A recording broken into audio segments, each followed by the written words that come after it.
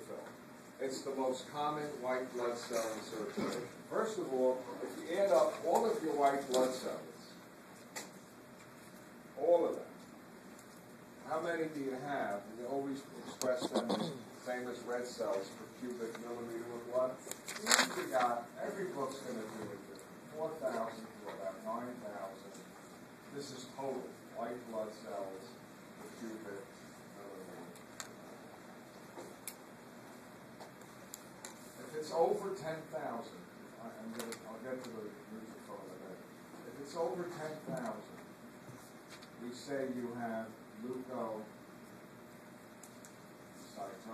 When would you see, let's say, a white cell count of 25,000, 30,000? When you have what? An infection. You have an infection, you're going to have what? Leukocytosis, right? You came to the doctor and you said, I got a pain in my lower right quadrant. Remember that last term? And when you push in and let go, it hurts. And I said, let's go to the lab and get a blood sample. And it says your white cell count is 30,000. You know what I think you have? What do you think you have? What disease? Lower right quadrant. You had to learn this one. Appendicitis. Appendicitis. Right? Does it mean guaranteed you have appendicitis? About 95% chance. You know. What if you have a white cell count under 3,000? That's very bad. And it's called leukopenia. Leukopenia means below. Does not mean penis. I'll get that confused. Why would you have a leukopenia? Why would you have a low white cell count? You know what I'd really be afraid of? You have a viral infection of your bone marrow, and what is the virus doing? It's killing your bone marrow, and you can't make white cells. You probably will have a low what? Red cell count too? Yeah. Does that make sense? Folks? Yeah. That's not good. I don't like leukopenia.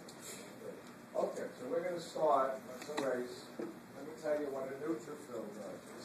If you have an infection, in 90% of infections, the first cell to arrive at the site of infection is the neutrophil.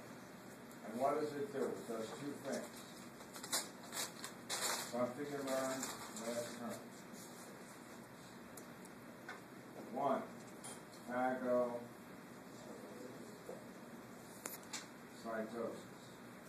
It will come to the site of the infection. The blood will bring it there in huge numbers. And what will they do? You know phagocytosis? They will what? Phagocytize bacteria, if it's a virus or a mold or whatever. And you hope that in most infections, who wins? The neutrophils. If the bacteria or virus are winning, we'll talk about that when we do immunity. Then you've got one more shot at it, and otherwise you're going to die. Okay? Now, how else do they kill? They also, you got to love them, they release, new word, defenses. What the heck are defenses? Here's a neutrophil. They usually have anywhere like a 3 to 5 lobe nucleus. They're connected by 5 lobes, and they have their what? Neutral. And so what the heck are defenses? They're little proteins, watch me, that they what? Release.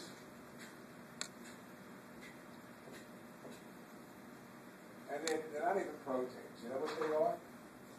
Take it back. They are little peptides, 9 amino acids long, and they're very straight. You with me? And when they release them, if there's anything near them, they punch a hole in them. It's like throwing what? Darts, right? The bad thing is, if you're a neutrophil and you're around what? tens of thousands of other neutrophils, or hundreds of thousands. What are they all doing? Throwing darts. What's going to happen to you? Are you going to get killed? Oh, yes, you are. If I punch enough holes in you, you're going to die. So what do you have to do when you have an infection? You got to keep bringing what? New neutrophils, right? And you know when you have an infection, like on your skin and your pimple, and you get pus, what color is the pus? White. You know what that is mostly? Neutrophils. It's also dead bacteria and dead cells, but the real prominent white material is what? Dead neutrophils. You got to love them. They sacrifice their life for you. They've been growing in the bone marrow, and they go, "Let's go. We got a battle." Hi, Bill. Bill.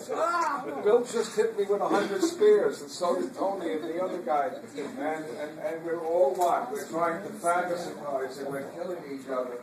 But if you do a good job, you will get rid of the infection. What percentage of your white cells, percentage of neutrophils? You ready? Of all your white cells, 60 to 70% of the white cells circulating in your blood are neutrophils. And you know where most of them are?